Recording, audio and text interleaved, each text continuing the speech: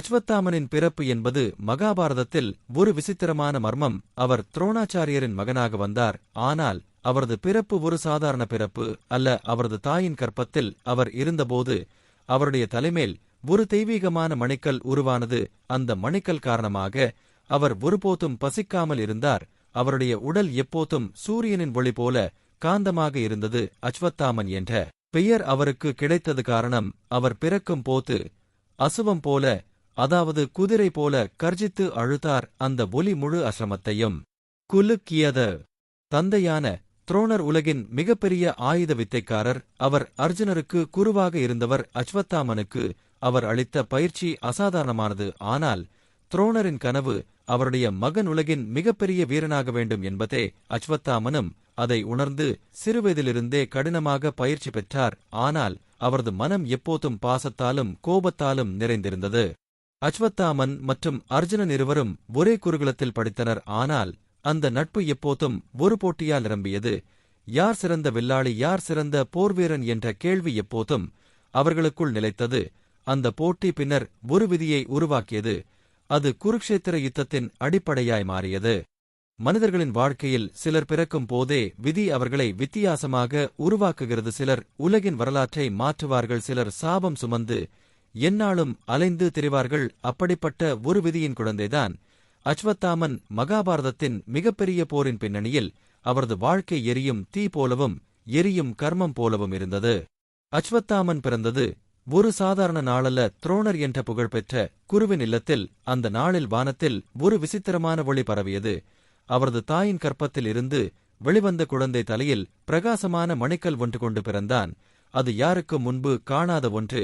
அந்த மணிக்கல் காரணமாக அஸ்வத்தாமனுக்கு பசிதாகம் என்ற உணர்வு எதுவும் இருக்கவில்லை. அவர் எப்போதும் ஒளியுடன் வாழ்ந்தார். அதனால் அவர் எங்கிருந்தாலும் மற்றவர்களை விட வித்தியாசமாக காட்சி அளித்தார். அவரது பிறப்பின் போது ஒரு விசித்திரமான சம்பவம் நடந்தது. குழந்தை அழும்போது அது மனித குழந்தையின் சத்தமாக இல்லை, அது குதிரை போன்ற குரல். அது அசுவம் எனப்படும் குதிரை போல ஒலித்தது. அந்த ஒலியை கேட்டவர்கள் எல்லோரும் அதிர்ந்து போனார்கள். அதனால் அவருக்கு அஸ்வத்தாமன் என பெயர் வைத்தார்கள். அஸ்வம் என்றால் குதிரை, தாமன் என்றால் சத்தம். அவ்வாறு அவரது பெயர் உருவானது. துரோணர் அவருடைய தந்தை உலகின் மிகப்பெரிய ஆயுத வித்தைக்காரர். அவர் யுத்தக் கலைகளில் நிகரற்றவர். அவர் குருகுலத்தில் பாண்டவர்கள் மற்றும் கௌரவர்கள் எல்லோருக்கும் வில்லுவித்தை கற்றுக் கொடுத்தார். ஆனால் அவரது உள்ளத்தின் ஆசை எப்போதும் ஒரே ஒன்றுதான். அவரது மகன் அஸ்வத்தாமன் உலகின் மிகப்பெரிய போர்வீரன் ஆகஸ்ட் வேண்டும். அவர் தனது வாழ்நாளில் அடையாத புகழை மகன் அடைய வேண்டும் என்ற கனவு அவரின் உள்ளத்தில் எரிந்து கொண்டே இருந்தது. அஸ்வத்தாமன் சிறுவயதில் இருந்தே மிகுந்த ஆற்றலுடன் இருந்தான். அவர் மற்ற குழந்தைகளை விட வலிமையிலும் வேகத்திலும் சிறந்தவனாக இருந்தான். குருகுலத்தில் அவர் வில்லை எடுக்கும்போது அவர் தந்தையின் கண்கள் பெருமையுடன் பிரகாசித்தன. ஆனால் அந்த பெருமையின் பின்னால் ஒரு அழுத்தமும் இருந்தது. அஸ்வத்தாமன் எப்போதும் அர்ஜுனனுடன் ஒப்பிடப்பட்டான். ஏனெனில் அர்ஜுனன் துரோணரின் மிகப்பெரிய சீடன். அவரது திறமை அனைவரையும் கவர்ந்தது. அதனால் அஸ்வத்தாமன் தன் தந்தையின் மனதில் முழுமையான பெருமையை பெறவில்லை என்ற உணர்வு எப்போதும் அவனை துரத்தியது. அஸ்வத்தாமன் மற்றும் அர்ஜுனன் இடையே நட்பும் போட்டியும் இருந்தது. அவர்கள் இருவரும் ஒருவருக்கொருவர் மதிப்பும் காட்டினார்கள். ஆனால் உள்ளுக்குள் ஒரு எரியும் தீ எப்போதும் எரிந்தது. யார் சிறந்தவர், யார் உலகின் மிகப்பெரிய வில்லாளி என்ற கேள்வி அவர்களின் மனதில் பதிந்திருந்தது. இந்த போட்டி பின்னர் விதியின் நூலை நகர்த்தியது. துரோணர் தனது மகனுக்கு உலகின் அரிய அஸ்திரங்களை கற்றுக் கொடுக்க விரும்பினார். ஆனால் அதற்காக தேவையான சூழ்நிலை இல்லை. அவர் தனது வாழ்க்கையில் அரசர்களின் அரண்மனைக்கு அடிமையாகவே இருந்தார். அவரது உள்ளம் எப்போதும் வலித்தது. அவர் சொந்தமாக நிலம் அல்லது செல்வம் எதுவும் இல்லாமல் இருந்தார். அந்த வறுமையை தனது மகன் அனுபவிக்கக்கூடாது என்பதே அவரது சிந்தனை. அஸ்வத்தாமன் வளர்ந்தபோது அவரது மனதில் இரண்டு வித்தியாசமான உணர்வுகள் வளர்ந்தன. ஒன்று தந்தையின் மீது கொண்ட பக்தி, மற்றொன்று உலகிற்கு தன்னை நிரூபிக்க வேண்டிய பெருமை. அவர் எப்போதும் தந்தையின் கண்களில்தான் சிறந்தவன் என்று காண வேண்டும் என்ற ஆசை கொண்டிருந்தார். ஆனால் அர்ஜுனன் எப்போதும் ஒரு தடையாக இருந்தான். இந்த போட்டி பின்னர் மகாபாரத யுத்தத்தின் அடிப்படையாக மாறியது. அஸ்வத்தாமன் சிறுவயதில் குருகுலத்தில் நடந்த சில சம்பவங்கள் அவரை ஆழமாக பாதித்தன. ஒருமுறை அர்ஜுனன் வில்லால் அசாதாரணமான வித்தைகளை காட்டினான். அதைக் கண்டு துரோணர் பரம மகிழ்ச்சியடைந்தார். அதைக் கண்டு அஸ்வத்தாமன் உள்ளுக்குள் வலித்தான். நான் தந்தையின் மகன், ஆனால் ஏன் எனக்கு இந்த அன்பு கிடைக்கவில்லை, ஏன் நான் எப்போதும் இரண்டாம் நிலை வீரனாகவே பார்க்கப்படுகிறேன் என்ற கேள்வி அவனை எரித்தது. இந்த எரியும் உணர்வுதான் பின்னர் அச்வத்தாமனை ஒரு கோபம் நிறைந்த வீரனாக மாற்றியது. அவர் யுத்தத்தில் வீரனாக இருந்தாலும் அவர் மனம் எப்போதும் அமைதியற்று இருந்தது. பாசம், பழி, போட்டி, கோபம் அனைத்தும் கலந்து ஒரு புயலாக இருந்தது. இப்படி அவர் சிறுவயதிலிருந்து வளர்ந்த அந்த கதைதான் அச்வத்தாமனின் விதியை உருவாக்கியது. அவர் பிறந்தது விதியின் சாபம் போல, அவர் வாழ்ந்தது கோபத்தின் தீ போல, அவர் சென்ற பாதை உலகின் மிகப்பெரிய யுத்தத்தை நோக்கிச் சென்றது. அச்வத்தாமன் சிறுவயதிலேயே வித்தியாசமானவன் என்று அனைவரும் உணர்ந்தனர். அவரது கண்கள் எப்போதும் தீயைப் போல பிரகாசித்தன. அவரது சிரிப்பு கூட ஒரு எரியும் சின்னமாக இருந்தது. குருகுலத்தில் உள்ள மற்ற சீடர்கள் அனைவரும் அவனைக் கண்டு பயந்து மதித்தனர். ஏனெனில் அவர் எப்போதும் வலிமையில் முதலிடம் பெற்றிருந்தார். ஒருமுறை அவர் சிறுவயதிலேயே ஒரு சிங்கத்தை எதிர்த்து போராடி அதை அடக்கியான். அந்த சம்பவத்தை கண்டு துரோணரின் மனம் பெருமையடைந்தது. ஆனால் அதே நேரத்தில் அவர் மனதில் ஒரு மறைமுக பயமும் இருந்தது. இந்த குழந்தையின் கோபம் ஒருநாள் அவனை திசை திருப்பக்கூடும் என்று. அச்வத்தாமனின் தாயார் கிருபாச்சாரியரின் சகோதரி. அவர் எப்போதும் மகனை அன்போடு பார்த்தார். ஆனால் தந்தை போல அவர் மனதில் மிகப்பெரிய கனவோ அல்லது ஆசையோ இல்லை. அவளுக்கு ஒரே விருப்பம்தான், மகன் அமைதியாகவும் நீண்ட நாளும் வாழ வேண்டும். ஆனால் விதி அந்த எளிய ஆசையையும் பூர்த்தி செய்யவில்லை. அச்வத்தாமனின் வாழ்க்கை அமைதிக்கு பக்கத்தில் போய்ச் சேர்ந்ததே இல்லை. அச்வத்தாமன் வளர்ந்தபோது தந்தையின் பயிற்சி இன்னும் கடினமாகியது. அவர் தினமும் விடியற்காலையில் எழுந்து வில்லையும் வாளையும் கையில் எடுத்துக்கொண்டு பயிற்சி செய்தார். அர்ஜுனன் எப்போதும் அருகில் இருந்தான். இருவரும் போட்டியிட்டு பலமுறை போர்வீரர்களின் வியப்பை பெற்றனர். ஒருமுறை அர்ஜுனன் வில்லை பின்பக்கம் வைத்து அம்பை எய்தினான். அதைக் கண்டு அனைவரும் ஆச்சரியப்பட்டனர். துரோணர் மகிழ்ச்சியோடு அர்ஜுனனை பாராட்டினார். அச்வத்தாமன் அந்த கணத்தில் ஒரு புயலாக வெடிக்க வேண்டுமென்று உள்ளுக்குள் கொந்தளித்தான். ஆனால் வெளியில் அவர் எதையும் வெளிப்படுத்தவில்லை. அவர் மனம் எப்போதும் சிந்திக்கிறதே ஒன்றே ஒன்றுதான், எப்படி அர்ஜுனனை விட மேல் என்று நிரூபிப்பது, எப்படி தந்தையின் முழு பெருமையும் தனது மேல் விழுவது. அந்த எண்ணம் அவரை நாள்தோறும் எரித்தது. ஒருமுறை குருகுலத்தில் பெரிய யாகம் நடந்தது. அங்கு அனைவரும் தங்கள் திறமைகளை வெளிப்படுத்த வேண்டும் என்று தீர்மானிக்கப்பட்டது. அர்ஜுனன் வில்லை எடுத்து 10 அம்புகளை ஒரே நேரத்தில் விடுவித்து 10 இலக்குகளை துல்லியமாக தட்டினான். அனைவரும் கைத்தட்டினர். துரோணர் பெருமையோடு பாராட்டினார். அச்வத்தாமன் அதைக் கண்டு தன் சபதத்தை மனதில் எடுத்தான். நான் ஒருநாள் அர்ஜுனனை விட மேல் என்று அனைவரையும் நிரூபிக்க வேண்டும் என்று. இந்த எண்ணமே அச்வத்தாமனின் வாழ்நாளை முழுமையாக கட்டுப்படுத்தியது. அவர் உலகின் மிகப்பெரிய போர்வீரனாக ஆகஸ்ட் வேண்டும் என்று தீர்மானித்தார். ஆனால் அந்த தீர்மானம் ஒருபோதும் அமைதியையும் மானத்தையும் தரவில்லை. அது எப்போதும் ஒரு கோபம், ஒரு போட்டி, ஒரு பழி என்ற தீயை மட்டும் எரித்தது. அச்வத்தாமனின் வாழ்க்கையில் அந்த நேரத்தில் நடந்த மற்றொரு சம்பவம் மிகப்பெரிய தாக்கத்தை ஏற்படுத்தியது. துரோணர் தனது சீடர்களை எல்லாம் பரிசோதிக்க முடிவு செய்தார். அவர் ஒரு பறவை மரத்தில் அமர்ந்திருக்கும் போது அதை பார்த்து மாணவர்கள் எய்யச் சொன்னார். யார் அந்த பறவையின் கண் மட்டும் பார்க்கிறார்கள், யார் முழு மரத்தையும் பார்க்கிறார்கள் என்று கேள்விகள் கேட்டார். பாண்டவர்கள் அனைவரும் ஒருவருக்கொருவர் பதில் சொன்னார்கள். இறுதியில் அர்ஜுனன்தான் பறவையின் கண் மட்டும்தான் பார்க்கிறேன் என்றான். அதைக் கேட்ட துரோணர் மிக மகிழ்ச்சியடைந்தார். அதுவே அர்ஜுனன் எவ்வளவு கவனமாகவும் திறமையாகவும் இருக்கிறான் என்பதை நிரூபித்தது. அச்வத்தாமன் அந்த நேரத்தில் ஒரு உண்மை உணர்ந்தான். அர்ஜுனனின் கவனம் மற்றும் ஒழுக்கம்தான் அவனை வித்தியாசமாக்குகிறது. நான் எவ்வளவு வலிமை கொண்டிருந்தாலும் அந்த ஒழுக்கம் இல்லாமல் நான் வெற்றி பெற முடியாது என்று அவன் அறிந்தான். ஆனால் அவனது மனம் அந்த உண்மையை முழுமையாக ஏற்றுக்கொள்ளவில்லை. அவன் நினைத்தது என்னவென்றால், என் வலிமையும் என் கோபமும் தான் எனக்கு வெற்றியை தரும் என்று. இந்த எண்ணம் அவனது வாழ்நாளை முழுவதும் துரத்தியது.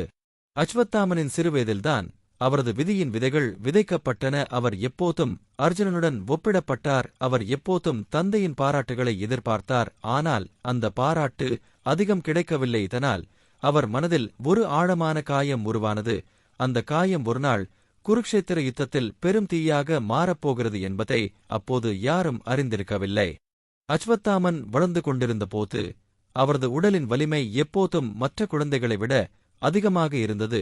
அவர் சிறுவயதில் இருந்தே அசுரர்களின் சக்தி போல வலிமையை கொண்டிருந்தார். அவர் சிறியவனாக இருந்தாலும் ஒரு பெரிய சிங்கத்தைக் கண்டு அதற்கு எதிராக நின்று பயமின்றி போராடினார். அப்போது துரோணரின் கண்கள் பெருமையால் நிரம்பின. ஆனால் அதே நேரத்தில் அவர் மனதில் ஒரு பயம் பூரித்தது, இந்த குழந்தையின் கோபம் ஒருநாள் அவனை அழிவிற்கு இட்டுச் செல்லக்கூடும் என்று. அச்வத்தாமன் தனது தந்தையின் போதனைகளில் மிகுந்த ஆர்வத்துடன் இருந்தான்.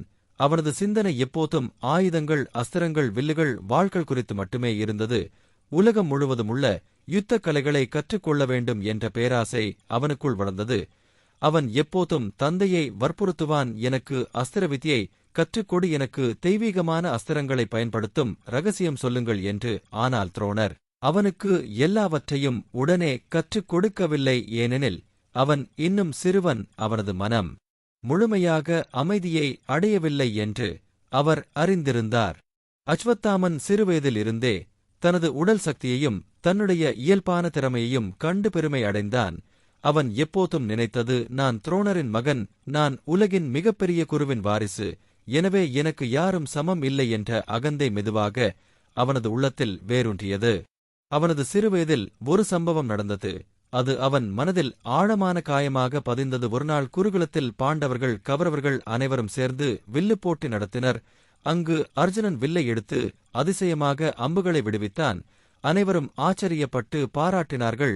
துரோணர் பெருமையோடு அர்ஜுனனை பாராட்டினார். அப்போது அச்வத்தாமன் அருகில் நின்று கொண்டிருந்தான். அவனது கண்கள் சிவந்து எரிந்தன. என் தந்தை எனது திறமையை பாராட்டாமல் எப்போதும் அர்ஜுனனை மட்டுமே பாராட்டுகிறார். நான் அவரது சொந்த மகன், ஆனாலும் ஏன் நான் இரண்டாம் நிலை வீரன் போல தள்ளப்படுகிறேன் என்ற கேள்வி அவனை வலித்தது.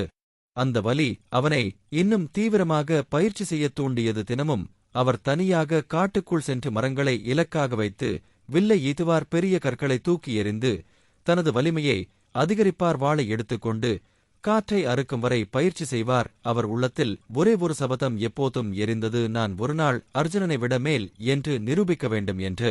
அச்வத்தாமனின் தந்தை துரோணர் சில சமயம் அவனுக்கு அரிய ரகசியங்களைச் சொன்னார். ஒருநாள் அவர் சொன்னார், மகனே, ஆயுதத்தின் வலிமை மட்டும் போதாது, மனத்தின் ஒழுக்கமும் தேவை, இல்லையெனில் ஆயுதம் உன்னை நாசம் செய்யும் என்று.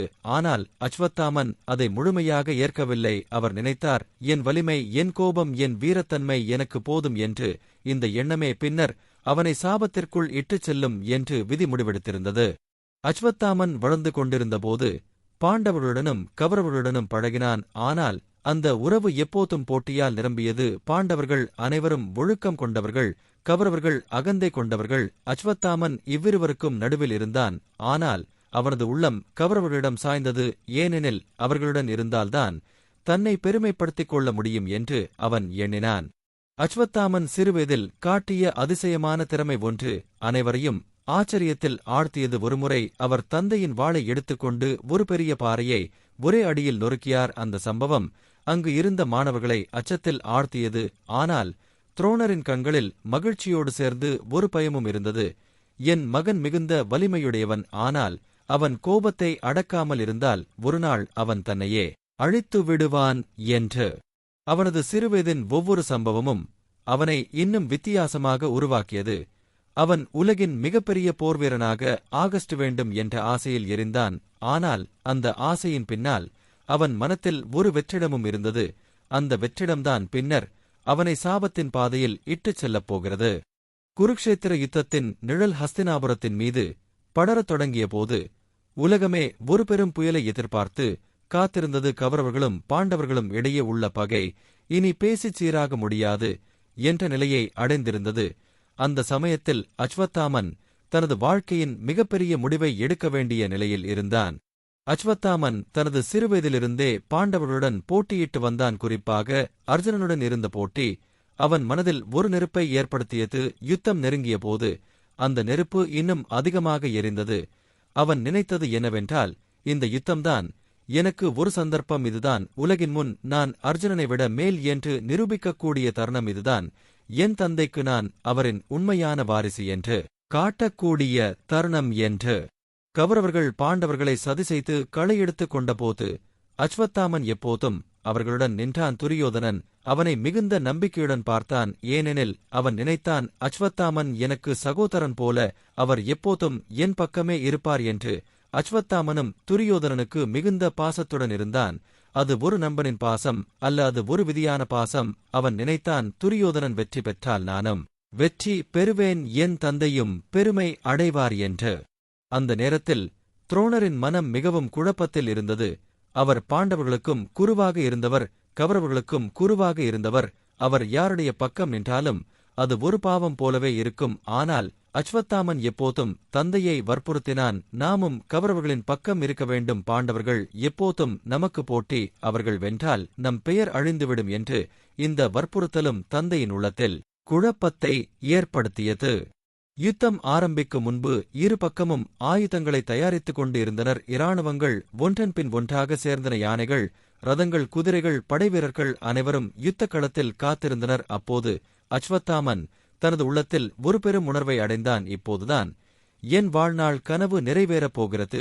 நான் உலகிற்கு என்னை நிரூபிக்கப் போகிறேன். நான் அர்ஜுனனை விட வலிமையானவன் என்று எல்லோரும் காணப் போகிறார்கள் என்று. ஆனால் அவனது உள்ளத்தின் ஆழத்தில் ஒரு அச்சமும் இருந்தது. யுத்தம் என்பது சாதாரணம் அல்ல, அது மரணத்திற்கான வழி. அதில் யாரும் உயிருடன் திரும்பி வர முடியாது என்பதை அவன் உணர்ந்தான். ஆனாலும் அந்த அச்சத்தை அவன் வெளியில் காட்டவில்லை. அவன் மனதில் மட்டும் அது எரிந்தது. ஆனால் வெளியில் அவன் எப்போதும் வீரத்துடன் நின்றான். குருக்ஷேத்திர யுத்தம் தொடங்குவதற்கு முன்பு பெரிய சபை ஒன்று கூடியது. அங்கு இரு பக்கமும் தங்கள் சக்திகளை வெளிப்படுத்தினார்கள். அந்த நேரத்தில் அஸ்வத்தாமன் அனைவரின் கவனத்தையும் ஈர்த்தான். அவரது கண்கள் சிவந்து எரிந்தன. அவரது தோள்களில் வலிமை பிரகாசித்தது. அவர் பேசாமல் இருந்தாலும் அவர் கண்ணில் ஒரே ஒரு வார்த்தை இருந்தது, நான் போர்வீரன், நான் என் விதியை நிரூபிக்கப் போகிறேன் என்று. அந்த தருணம்தான் அவனது மனதை முழுமையாக மாற்றியது. சிறுவயதில் இருந்து வந்த போட்டியும் காயங்களும் அவனை இப்போது முழுமையாக கௌரவர்களின் பக்கம் தள்ளிவிட்டது. பாண்டவர்களை எதிர்த்து போராடுவது மட்டும் அல்ல, அவர்கள் அழிவதை பார்க்க வேண்டும் என்ற தீவிரம் அவனுள் எரிந்தது. யுத்தம் நெருங்கியபோது ஹஸ்தினாபுரத்தின் அரசரங்கம் அலைமோதியது. அங்கு தினமும் ஆலோசனைகள் நடந்தன. அங்கு பீஷ்மர், துரோணர், கிருபர், கர்ணன், துரியோதனன், சகுனி அனைவரும் ஒன்றாக கூடி எப்படி பாண்டவர்களை வீழ்த்துவது என்று திட்டமிட்டனர். அப்போது அஸ்வத்தாமன் எப்போதும் பக்கத்தில் நின்று கொண்டிருந்தான். அவன் இளமையானவன், ஆனாலும் அவனது கண்களில் எரியும் தீ இருந்தது. பீஷ்மர் பேசும்போது, துரோணர் யோசிக்கும்போது, கர்ணன் சபதம் எடுக்கும்போது அவனது மனம் ஒரே ஒரு சிந்தனைக்குள் மூழ்கியது, நான் போர்க்களத்தில் என் வீரத்தை காட்ட வேண்டும், நான் அர்ஜுனனை மிஞ்ச வேண்டும் என்று. அந்த சபைகளில் பலமுறை துரியோதனன் தனது நண்பர்களையும் தம்பிகளையும் ஊக்குவித்தான். அவர் சொன்னார், பாண்டவர்கள் எப்போதும் நம்மை அவமதித்தார்கள், அவர்கள் நம் அரசை கைப்பற்ற முயன்றார்கள். இப்போது இந்த யுத்தம்தான் நம் குலத்தின் மரியாதையை காப்பாற்றும் தருணம். நம் பக்கம் பீஷ்மர், துரோணர், கர்ணன், அஸ்வத்தாமன் போன்ற வீரர்கள் இருக்கிறார்கள். அவர்கள் இருந்தால் பாண்டவர்களை வீழ்த்துவது கடினமல்ல என்று. அப்போது அஸ்வத்தாமன் தனது மார்பை உயர்த்திக் கொண்டான், ஏனெனில் அவன் பெயர் கூட அந்த வரிசையில் சொல்லப்பட்டது. ஆனால் துரோணர் அந்த சபைகளில் எப்போதும் அமைதியாக இருந்தார். அவர் பாண்டவர்களுக்கும் குருவாக இருந்தவர். அவருடைய மனம் இரண்டு பக்கமாக பிளந்தது. ஒரு பக்கம் கௌரவர்களின் அரச அரியணை, மற்றொரு பக்கம் பாண்டவர்களின் மீது இருந்த ஆசீர்வாதம். இந்த இரண்டுக்கும் நடுவில் அவர் சிக்கியிருந்தார். ஆனால் அஸ்வத்தாமன் ஒருபோதும் அந்த குழப்பத்தில் சிக்கவில்லை. அவனது மனம் முழுமையாக கௌரவர்களுடனேயே இருந்தது.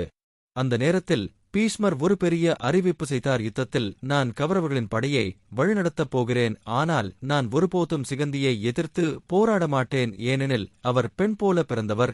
அவரை எதிர்த்து போராடுவது எனது தர்மத்திற்கு முரணாகும் என்று. அப்போது அஸ்வத்தாமன் உள்ளுக்குள் சிரித்தான், ஏனெனில் அவனது மனதில் தர்மம் பற்றிய சிந்தனை இல்லை. அவன் மனதில் இருந்தது பழி மட்டும்தான், பாண்டவர்களை வீழ்த்த வேண்டும் என்பது மட்டும்தான். யுத்தத்திற்கு முன்னதாக பாண்டவர்கள் கடைசியாக சமாதானம் கேட்டு கிருஷ்ணரை தூதனாக அனுப்பினார்கள். அப்போது அரண்மனையில் எல்லோரும் கூடியிருந்தனர். கிருஷ்ணர் நேராக துரியோதனனை நோக்கி சொன்னார், பாண்டவர்களுக்கு அவர்களின் உரிமையான நிலம் கொடு, இல்லை என்றால் இந்த யுத்தம் உலகையே அழித்துவிடும் என்று. துரியோதனன் சிரித்தான். அவர் சொன்னார், நான் ஊசியின் முனையில் அடங்கும் அளவிலான நிலத்தையும் அவர்களுக்கு கொடுக்க மாட்டேன், யுத்தம்தான் நடக்கும் என்று. அப்போது அஸ்வத்தாமனின் கண்கள் தீ போல எரிந்தன, ஏனெனில் அவன் எதிர்பார்த்ததே இதுதான். சமாதானம் வேண்டாம், யுத்தமே வேண்டும், அதுதான் எனக்கு என் வீரத்தை காட்டும் வழி என்று. அந்த நாளில் துரோணர் தனது மகனிடம் வந்து சொன்னார், மகனே, இந்த யுத்தம் எளிதானது அல்ல, இதில் யாரும் உயிருடன் திரும்ப வர முடியாது.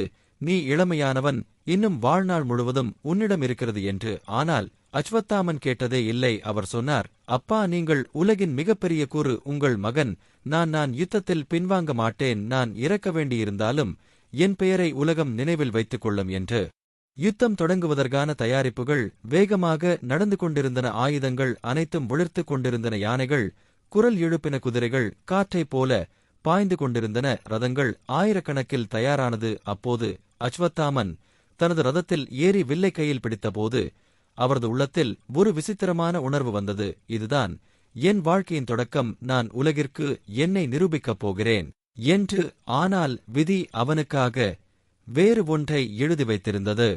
குருக்ஷேத்திர யுத்தம் தொடங்கிய அந்த காலை சூரியன் உதிக்கும் முன் இராணுவங்கள் அனைத்தும் அரங்கில் குவிந்திருந்தன. அந்த நிலம் முழுவதும் யானைகளின் குரலால், குதிரைகளின் அலைமோதும் குதிரைச் சத்தத்தால், ரதங்களின் சக்கரங்களின் இரைச்சலால் நடுங்கியது. வானம் முழுவதும் சங்கு சத்தமும் பறக்கும் கொடிகளின் ஒலியும் நிறைந்திருந்தது. அந்த தருணம் மனித உலகில் நிகழ்ந்த மிகப்பெரிய போரின் ஆரம்பத்தை குறித்தது.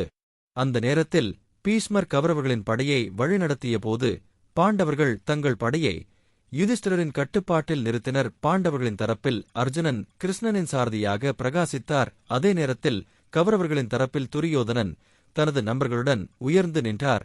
ஆனால் அனைவரின் கண்களும் எங்கோ ஒருவரின் மீது விழுந்தன. அவர் துரோணரின் மகனான அஸ்வத்தாமன்.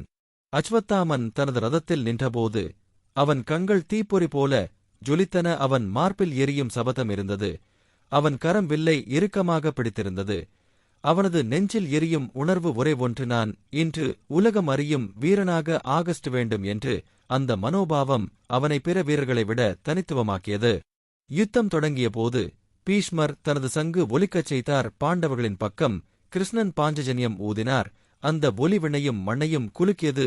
யுத்தத்தின் முதல் நாளில் இரு தரப்பினரும் ஒருவரை ஒருவர் தாக்கினர். ஆயிரக்கணக்கான அம்புகள் வானத்தில் பறந்தன. யானைகள் மோதின. ரதங்கள் இடித்தன. வீரர்களின் முழக்கங்கள் பூமியை அதிரவைத்தன.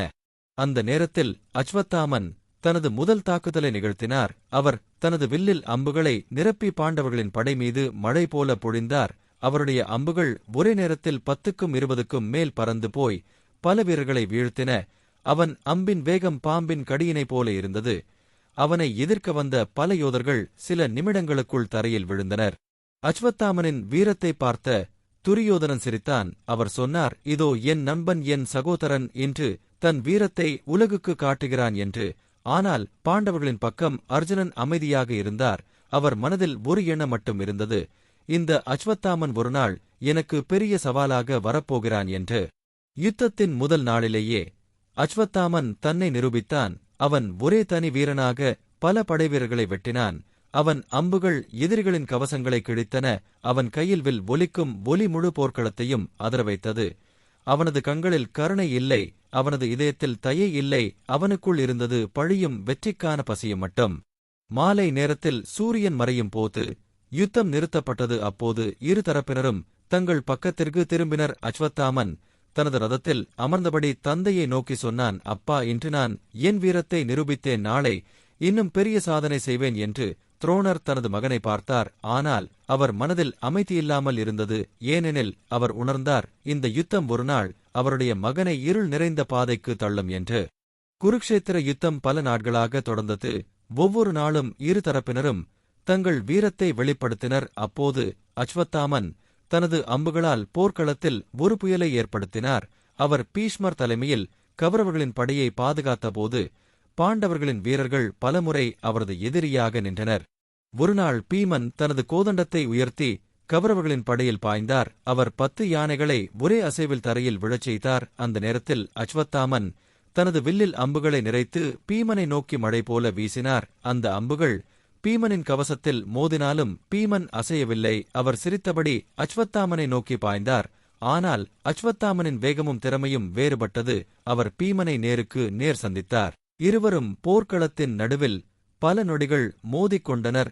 அந்த தருணத்தில் போர்க்களம் முழுவதும் அமைதியாகி யார் வெல்லப் போகிறார்கள் என்ற எதிர்பார்ப்பு நிரம்பியது.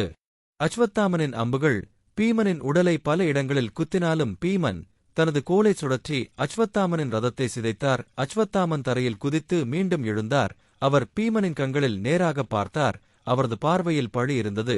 அந்த பார்வை பீமனுக்கும் அதிர்ச்சியை ஏற்படுத்தியது. அந்த தருணத்தில் துரோணர் வந்து தலையிட்டார். அவர் இருவரையும் பிரித்தார். இல்லையெனில் அந்த நாளிலேயே அந்த யுத்தம் ஒரு பேரழிவை சந்தித்திருக்கும். அடுத்த நாட்களில் அஸ்வத்தாமன் அர்ஜுனனை பலமுறை எதிர்கொண்டார். அர்ஜுனனின் அம்புகளின் வேகம் காற்று போல இருந்தது. அஸ்வத்தாமனின் அம்புகள் மின்னல் போல இருந்தன. இருவரும் நேருக்கு நேர் மோதியபோது வானம் முழுவதும் அம்புகளால் மூடப்பட்டது. அந்த அம்புகளின் சத்தம் இடியொலி போல இருந்தது. கிருஷ்ணன் சாரதியாக இருந்ததால் அர்ஜுனன் எப்போதும் ஒரு படி மேலே இருந்தார். ஆனால் அஸ்வத்தாமனின் திறமை பார்த்த கிருஷ்ணனை கூட மனதில் எண்ணினார். இந்த இளைஞன் உண்மையில் ஒரு அசுர சக்தி. அவன் ஒருநாள் மிகப்பெரிய ஆபத்தாக மாறுவான் என்று. போர் தொடர்ந்து கொண்டே போனது. ஒவ்வொரு நாளும் ஆயிரக்கணக்கான வீரர்கள் உயிரிழந்தனர். அஸ்வத்தாமன் தனது கையால் நூற்றுக்கணக்கான படைவீரர்களை வீழ்த்தினார். ஆனால் அவர் மனத்தில் எப்போதும் ஒரு சின்ன தீ எரிந்து கொண்டே இருந்தது. அவர் உணர்ந்தார், பாண்டவர்கள் என் தந்தையை மதிக்கிறார்கள், ஆனால் என்னை மதிப்பதில்லை. என் வீரத்தை அவர்கள் எப்போதும் சிறுமைப்படுத்துகிறார்கள் என்ற எண்ணம், அந்த எண்ணமே அவருடைய உள்ளத்தை சுரண்டியது. ஒருநாள் சூரியன் மறையும் வேளையில் அஸ்வத்தாமன் தனியாக அமர்ந்து வானத்தை நோக்கி யோசித்தார். அவர் தன்னிடம் சொன்னார், நான் யுத்தத்தில் அசாதாரணமானவன். ஆனாலும் உலகம் எப்போதும் அர்ஜுனனை மட்டுமே புகழ்கிறது.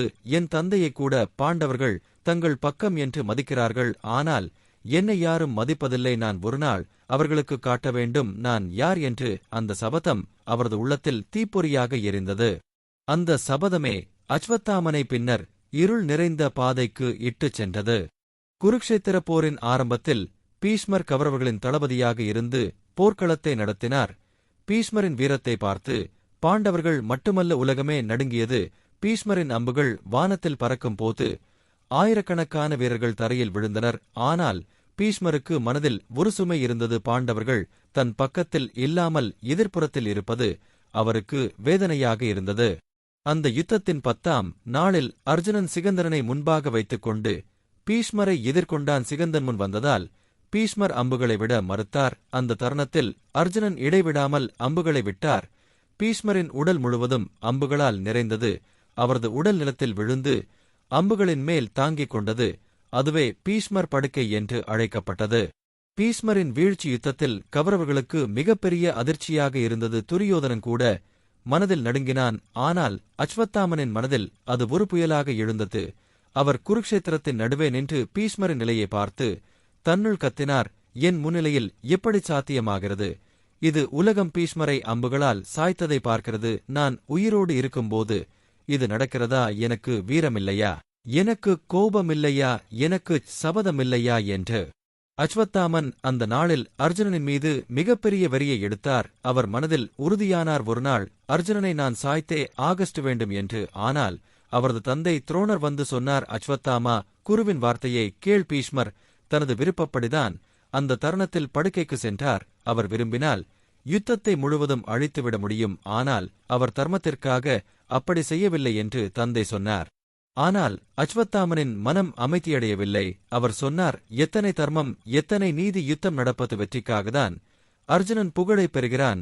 பீஷ்மரை வீழ்த்தியவன் என்ற பெயரை எடுத்துக்கொண்டான். நான் உயிரோடு இருக்கும்போது அவனை எப்படி சகிப்பேன் என்று அவர் சபதமிட்டார்.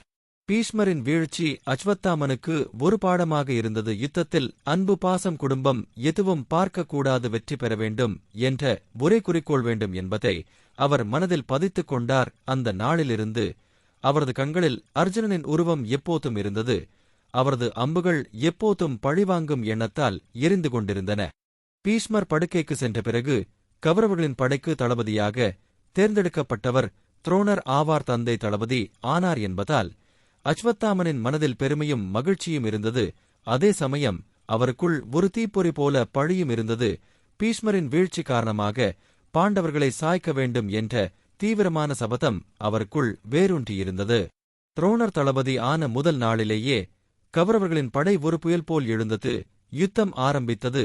அஸ்வத்தாமன் முன்னின்று பாண்டவர்களின் படையை தாக்கினார். அவரது அம்புகள் மின்னல் போல பறந்து எதிரிகளை தரையில் விழச் செய்தன. அஸ்வத்தாமனின் வீரத்தை பார்த்து கௌரவர்களின் வீரர்கள் உற்சாகம் அடைந்தனர். பாண்டவர்களின் வீரர்கள் கூட அவர் முன் வர அஞ்சினர். ஒருநாள் பீமன் மீண்டும் அஸ்வத்தாமனை எதிர்கொண்டார். பீமன் தனது கோலை உயர்த்தி கௌரவர்களின் வீரர்களை சாய்த்துக் கொண்டிருந்தார். அந்த நேரத்தில் அஸ்வத்தாமன் தனது ரதத்துடன் பாய்ந்து வந்து பீமனை நேராகச் சந்தித்தார். இருவரும் மோதிய காட்சி போர்க்களத்தை நடுங்கச் செய்தது. பீமனின் கோலை அஸ்வத்தாமன் அம்புகளால் தடுத்தார். பீமன் கோபத்தில் சத்தமிட்டு ரதத்தையே சிதைத்தார். ஆனால் அஸ்வத்தாமன் வேகமாக குதித்து மற்றொரு ரதத்தில் ஏறி பீமனை எதிர்கொண்டார். அந்த தருணத்தில் பாண்டவர் படைவீரர்கள் பலர் அஸ்வத்தாமனை சுற்றி தாக்கினர். ஆனால் அவர் ஒருவராகவே நூற்றுக்கணக்கான வீரர்களை வீழ்த்தினார். அர்ஜுனன் கூட தொலைவில் இருந்து பார்த்து எண்ணினார், இந்த அஸ்வத்தாமன் சாதாரணவன் அல்ல, அவனது வீரத்தில் துரோணரின் திறமையும் அதற்கும் மேலான தீப்பொறியும் இருக்கிறது என்கிறார். துரோணர் தளபதி ஆனபோது அவர் பல யுத்த களவாய்ப்போக்குகளை பயன்படுத்தினார். சக்கர வியூகம், பத்ம வியூகம் போன்ற பல வியூகங்களில் அஸ்வத்தாமனுக்கு முக்கிய பங்கு கொடுத்தார். அஸ்வத்தாமன் எப்போதும் வியூகத்தின் முன்னிலையிலேயே இருந்து பாண்டவர்களின் படையை தாக்கினார். ஒருமுறை சக்கர வியூகம் அமைக்கப்பட்டபோது அபிமன்யு அதனை உடைத்து உள்ளே வந்தான். அந்த தருணத்தில் அஸ்வத்தாமனின் பங்கு முக்கியமானது. அபிமன்யுவின் வீரத்தை பார்த்து கௌரவர்கள் நடுங்கினார்கள். ஆனால் அஸ்வத்தாமன் உட்பட பலர் சேர்ந்து அவனைச் சூழ்ந்தனர். அபிமன்யு சிங்கம் போல் போராடினான். ஆனால் இறுதியில் அவர் சாய்ந்தார். அந்த தருணத்தில் அஸ்வத்தாமனின் மனதில் ஒரு குரூரமான திருப்தி இருந்தது. பாண்டவர்களின் வம்சத்தில் ஒரு இளம் சிங்கம் விழுந்தது என்ற எண்ணம் அவரை உற்சாகப்படுத்தியது. ஆனால் அந்த நாளே அவரது விதியின் திசையை மாற்றியது. அபிமன்யுவின் மரணம் பாண்டவர்களின் இதயத்தில் எரியும் நெருப்பாக மாறியது. அந்த தீக்கதிர்கள் பின்னர் அஸ்வத்தாமனின் வாழ்க்கையையே எரித்தன. அபிமன்யு சாய்ந்த அந்த நாள் குருக்ஷேத்திரத்தின் மிக இருண்ட நாளாக இருந்தது. பாண்டவர்களின் முகாமில் நெருப்பு எரிந்தது. அபிமன்யு பாண்டவர்களின் இரத்தக் குருதியானவன். அர்ஜுனனின் மகன் சுபத்திரையின் பாசக்கண்ணின் கனவு, பீமனின் அன்பு, சகோதரன் திரௌபதியின் பெருமை அவனை அந்த கொடூரமான முறையில் சாய்த்தது. பாண்டவர்களின் உள்ளத்தில் நிலத்தை நடுங்கச் செய்த கோபமாக மாறியது. அந்தச் செய்தி அர்ஜுனனின் செவியிலே விழுந்தபோது அவர் வானத்தை நோக்கி சபதம் எடுத்தார். நாளை சூரியன் மறையும் முன் ஜெயத்ரதன் உயிரை நான் சாய்த்தே ஆகஸ்ட் வேண்டும், இல்லையெனில் நான் உயிரை விடுவேன் என்று அவர் கூறினார். இந்த சபதம் போர்க்களத்தில் மின்னல் போல பறந்தது. பாண்டவர்கள் முழுவதும் அந்த உறுதியின் பின்னால் ஒன்றிணைந்தனர். கௌரவர்களின் பக்கம் அச்சமும் கலக்கமும் பரவியது. ஜெயத்ரதன் தன் உயிர் அர்ஜுனனின் வில்லில் தொங்குகிறது என்று அறிந்தான். அந்த அச்சம் அவனை பீதி அடையச் செய்தது. துரியோதனன் துரோணரை நோக்கி சொன்னான், எப்படியாவது ஜெயத்ரதனை காப்பாற்ற வேண்டும் என்று. துரோணரும் அதற்காக பல வியூகங்களை அமைத்தார். அந்த நேரத்தில் அஸ்வத்தாமன் மனதில் கலவையான உணர்ச்சிகள் இருந்தன. அவர் சொன்னார், அபிமன்யு எவ்வளவு வீரமாக போராடினான். அவன் சிங்கம் போல நின்று நூற்றுக்கணக்கான வீரர்களை வீழ்த்தினான். அவனது வயது எவ்வளவு சிறியவன்தான். ஆனால் சிங்கத்தின் இருதயத்தோடு நின்றவன். அவனைச் சூழ்ந்து நாங்கள் சாய்த்தோம். பீமனின் மகனை பார்த்து பயமில்லை, ஆனால் அந்த குறும்பு குமாரனை பார்த்து பயம் இருந்தது. ஏன் என்றால் அவனிடம் தெய்வீகத்திறன் இருந்தது. அவனை உயிரோடு விட்டிருந்தால் இன்று பாண்டவர்களின் பக்கம் தீப்பொறி எரிந்திருக்காது, நாளை எரிமலை வெடித்திருக்கும் என்று. அஸ்வத்தாமன் வெளியில் காட்டிய குரூர திருப்தி உள்ளுக்குள் அமைதியளிக்கவில்லை. அவர் அடிக்கடி தன்னைத்தானே கேட்டுக்கொண்டார், நாங்கள் செய்தது வீரர்களின் செயல்தானா அல்லது பயத்தால் செய்த கொடூரம்தானா என்று. அந்த சந்தேகம் அவரை விடவில்லை. அவர் பாண்டவர்களின் முகாமில் எரியும் தீக்கண்ணிகளை கற்பனை செய்து கொண்டார். அர்ஜுனன் நாளை புயல் போல பாய்வான். அந்த புயலின் முன் நாங்கள் நிற்க முடியுமா என்று தன்னைத்தானே சிந்தித்தார். ஆனால் அவர் தந்தை துரோணரிடம் சென்றபோது தந்தை சொன்னார், வீரனுக்கு சந்தேகம் வரக்கூடாது. வீரன் செய்யும் அனைத்தும் யுத்தத்தின் விதி, வீரன் செய்யும் அனைத்தும் தர்மத்தின் பாதை என்று தந்தை அறிவுரை கூறினார். அந்த வார்த்தைகள் அஸ்வத்தாமனின் உள்ளத்தில் ஒரு நேரம் உறுதியை தந்தன. ஆனாலும் அபிமன்யுவின் உருவம் அவரது கண்களில் மறையவில்லை. அந்த இரவில் அஸ்வத்தாமன் தூங்க முடியவில்லை. அவர் போர்க்களத்தை நோக்கி பார்த்தார். வானத்தில் நட்சத்திரங்கள் அமைதியாக ஜொலித்தன. ஆனால் அவருக்குள் புயல் கொந்தளித்துக் கொண்டிருந்தது. நாளை என்ன நடக்கும்? நாளை அர்ஜுனன் புயலாக எழுவான். அந்த புயலை நான் தாங்க முடியுமா? என் தந்தை தாங்க முடியுமா? கௌரவர்கள் தாங்க முடியுமா என்று எண்ணிக்கொண்டிருந்தார். அபிமன்யுவின் மரணம் பாண்டவர்களின் உள்ளத்தில் எரியும் தீயாக இருந்தது. அந்த தீ அர்ஜுனனின் சபதமாக குருக்ஷேத்திரத்தில் வெடித்தது. சூரியன் மறையும் முன்னே ஜெயத்ரதன் உயிரை நான் சாய்த்தே ஆகஸ்ட் வேண்டும், இல்லையெனில் நான் உயிரோடு வாழ மாட்டேன் என்று அர்ஜுனன் எடுத்த சபதம் கௌரவர்களின் மனத்தில் பீதியை விதைத்தது. துரியோதனன் துரோணரை நோக்கி ஜெயத்ரதனை எந்த விலைக்கும் காப்பாற்ற வேண்டும் என்று வற்புறுத்தினான். அந்த நாளில் கௌரவர்கள் பல அடுக்குகளாக வியூகங்களை அமைத்தனர். சக்கரம் போல சுற்றி வட்டமாக வீரர்களை நிறுத்தினர். சூரியன் மெதுவாக நகர்ந்து கொண்டிருந்தான். ஆனால் அர்ஜுனனின் மனம் புயல் போல் எழுந்தது. கிருஷ்ணன் குதிரைகளை இயக்கினார். அர்ஜுனன் வில்லில் அம்புகளை எய்தினார். அந்த அம்புகள் வானத்தில் மின்னல் போல் பறந்து கௌரவர்களின் படையை சிதறடித்தன.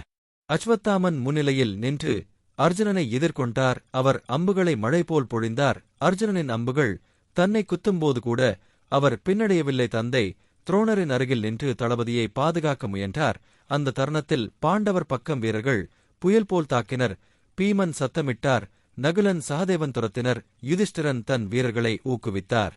ஜெயத்ரதன் மனம் நடுங்கியது. அவர் யுத்தத்தில் வீரமில்லாதவன் என்றல்ல, ஆனால் அர்ஜுனனின் சபதம் தன் உயிரை சிக்க வைத்தது போல தோன்றியது. அவர் அஸ்வத்தாமனை நோக்கி சொல்லினார், என்னை காப்பாற்றுங்கள், என் உயிர் உங்கள் கைகளில் இருக்கிறது என்று. அஸ்வத்தாமன் தந்தையையும் துரியோதனையும் பார்த்தார். எப்படியாவது இந்த நாளை கடக்க வேண்டும், இல்லையெனில் கௌரவர்களின் முகாம் அழிந்துவிடும் என்ற எண்ணம் அவரது மனதை எரித்தது. சூரியன் மறையப்போகும் அந்த நேரத்தில் போர்க்களம் முழுவதும் ஒரு குரல் எதிரொலித்தது. அது அர்ஜுனனின் அம்புகளின் சப்தம். அர்ஜுனன் தன் வில்லிலிருந்து பாய்ந்த அம்பு நேராக ஜெயத்ரதனின் கழுத்தை துளைத்தது. அந்த தருணத்தில் உலகமே நின்றது போலத் தோன்றியது. ஜெயத்ரதனின் தலையை அர்ஜுனன் வானத்தில் பறக்கவிட்டு தொலைவில் விழச் செய்தார். அவரது சபதம் நிறைவேறியது. கௌரவர்களின் படை அந்த தருணத்தில் துவண்டு விழுந்தது. துரியோதனன் கோபத்தில் சத்தமிட்டான். துரோணர் அமைதியாக நின்றார். அஸ்வத்தாமன் மனமிரண்டாக பிளந்தது. ஒருபுறம் அவர் சொன்னார், அர்ஜுனன் எடுத்த சபதத்தை நிறைவேற்றினான், அவனின் வீரத்தை யாராலும் மறுக்க முடியாது. மற்றொரு புறம் அவர் தன்னைத்தானே குற்றம் சாட்டினார். ஏன் நான் காப்பாற்ற முடியவில்லை? ஜெயத்ரதன் என் மீது நம்பிக்கை வைத்தான், ஆனால் அவனை காப்பாற்ற முடியவில்லை என்று. அந்த இரவு அஸ்வத்தாமன் தூங்க முடியவில்லை. அபிமன்யுவின் உருவம் ஒரு பக்கம், ஜெயத்ரதனின் உருவம் மறுபக்கம். அவரது மனதை துன்புறுத்தின இரவில் அவர் தந்தை துரோணரின் கூடாரத்திற்குள் சென்றார். தந்தை அமைதியாக தியானம் செய்து கொண்டிருந்தார். அஸ்வத்தாமன் கேட்டார், அப்பா, யுத்தத்தில் வீரத்தின் அர்த்தம் என்ன? வெற்றியா தோல்வியா, அல்லது சபதத்தை நிறைவேற்றுவதா என்று.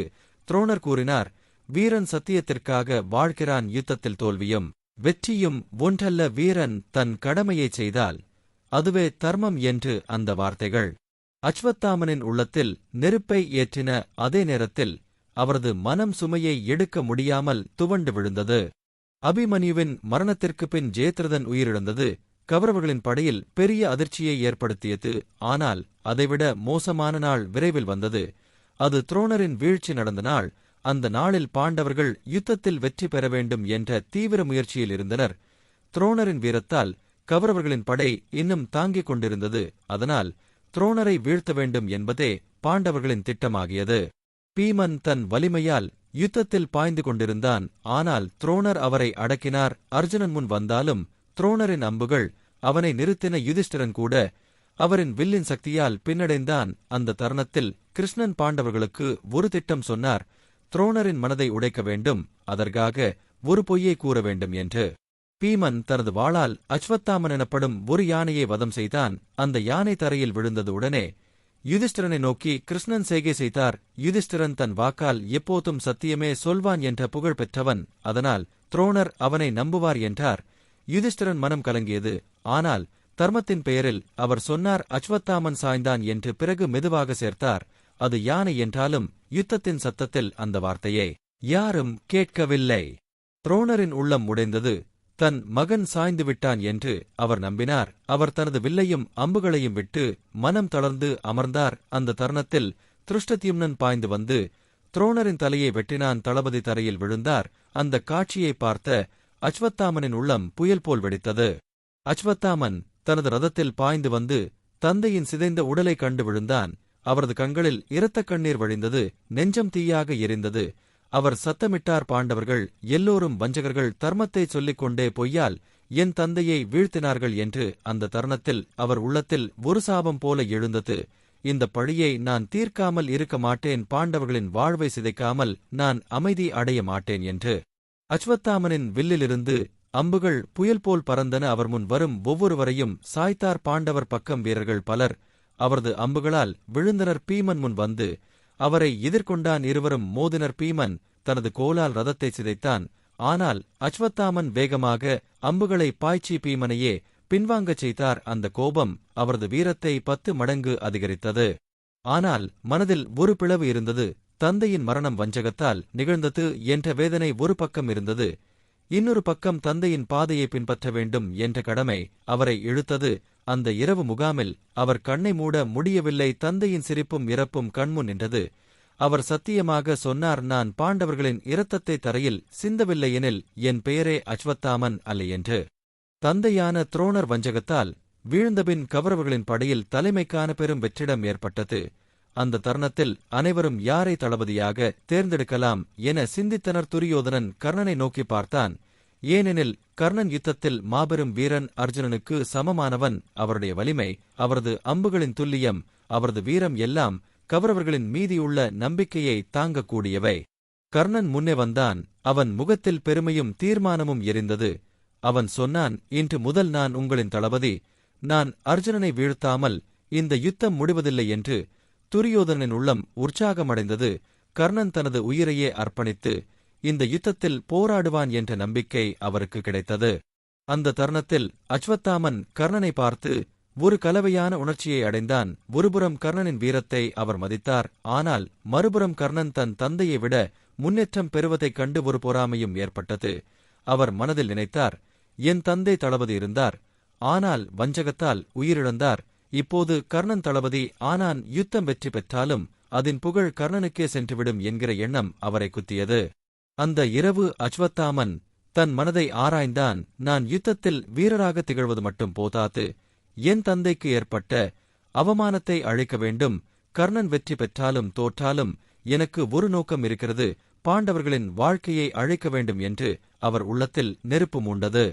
அடுத்த நாள் யுத்தம் தீவிரமடைந்தது.